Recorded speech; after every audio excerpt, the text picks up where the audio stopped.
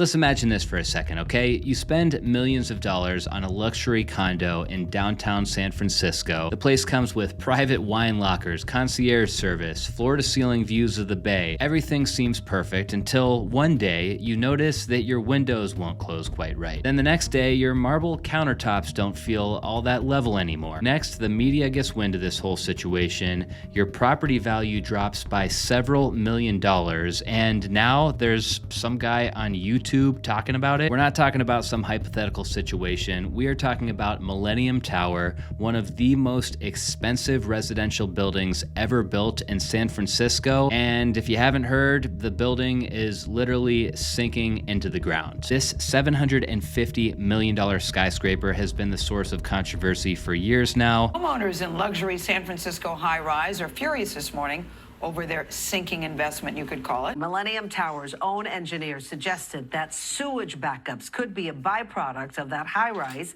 tilting so much. The reality is the Millennium Tower could be tilting the way it is now forever. Engineers say that at this point they've actually fixed it. They drilled down, they installed massive piles, they called it a success.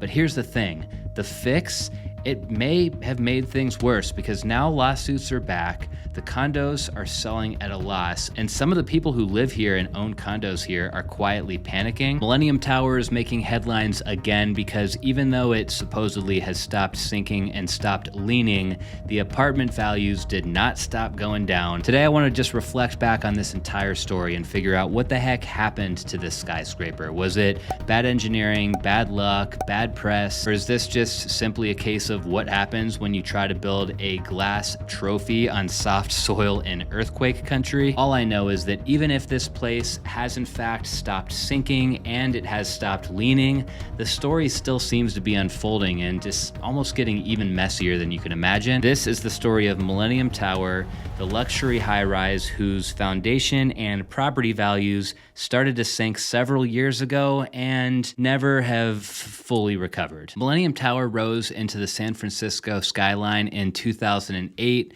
58 stories of blue glass and concrete, right in the heart of the Soma district. It was supposed to be a monument to high-end urban living. The developers called it the city's most luxurious residential building. And honestly, they weren't exaggerating. The idea was if you bought an apartment here, you weren't just buying a home, you were buying a status symbol. Millennium Tower was supposed to be for San Francisco's elite. Think tech founders, Fortune 500 executives, billionaires, ball players. The place had a ton of hype around it, and by 2013, the tower was more than 90% sold.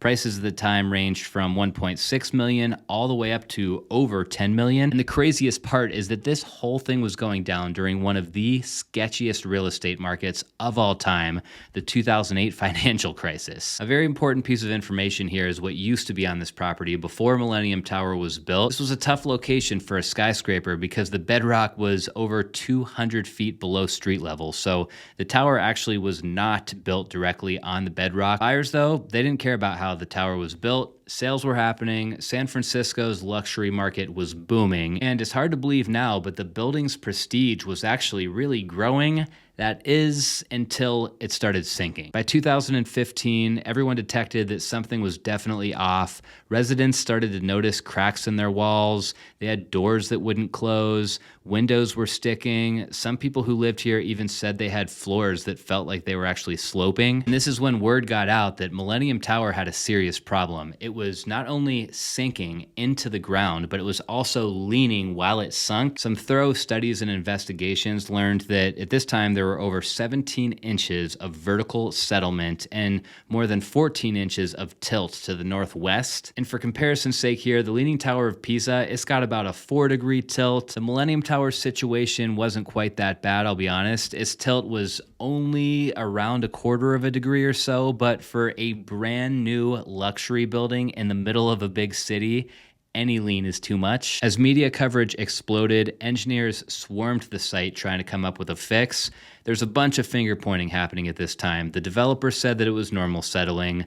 Others blamed the construction of the nearby Transbay Transit Center to cause this problem, but the city said that it was the building's foundation design, which I find that part a little bit ironic because wouldn't it have been the city who approved this foundation design before the foundation was even poured? Anyways, Millennium Tower was built on what's called a friction pile foundation, which means that instead of anchoring it to bedrock, it sits on 80-foot deep piles driven into sand and clay. This is a building method that would have been cheaper and faster, but definitely more vulnerable to movement. Compare that to other nearby towers like the Salesforce Tower or 181 Fremont. Those ones were all anchored into bedrock. Choosing to not anchor the Millennium Tower into bedrock was a deliberate decision on the developer's part from the very beginning, and honestly a decision that probably saved them millions of dollars.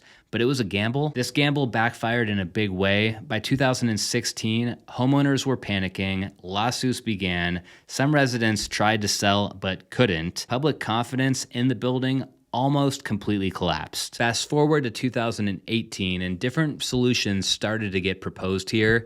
Ideally, they could retrofit the foundation by driving about 50 steel piles down nearly 250 feet into the bedrock. This would be a complex, expensive engineering feat. It would take years. They estimated it would cost around $100 million, but something needed to happen, so construction began in 2020. That is when another problem surfaced, though, and that is that as soon as they started this construction to try to stop the building from sinking and leaning, it actually started to sink and lean even faster. Over the course of those next 18 months, the skyscraper leaned an additional 5 inches.